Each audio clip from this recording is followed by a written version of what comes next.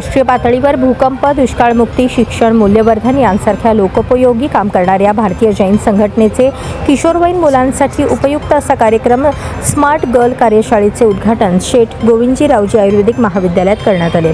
ही कार्यशाळा BGS smart city महिला विभागातर्फे आयोजित करण्यात आली आहे।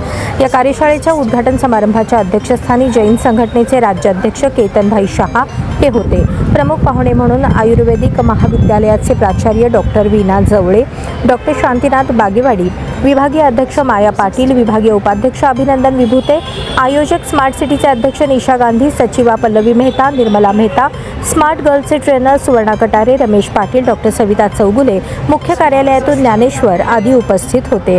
कार्यक्रमाची सुरुवात नमोकार महामंत्र आणि धन्वंतरी प्रार्थना करून उपस्थित मान्यवरांच्या हस्ते दीप प्रज्वलनाने करण्यात आली।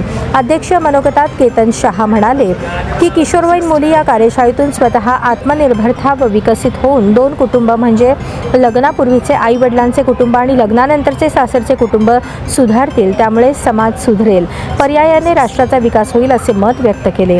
भारतीय जैन संघटना देशभरात करत असलेल्या विविध समाजोपयोगी कार्यावर प्रकाश टाकला। कार्यक्रमाचे सूत्रसंचालन व आभार प्रदर्शन ऐश्वर्या ढबू या विद्यार्थिनीने केले। सदर कार्यशाळेला संघटनेचे पदाधिकारी, महाविद्यालयातील विद्यार्थिनी बहुसंख्येने उपस्थित होते।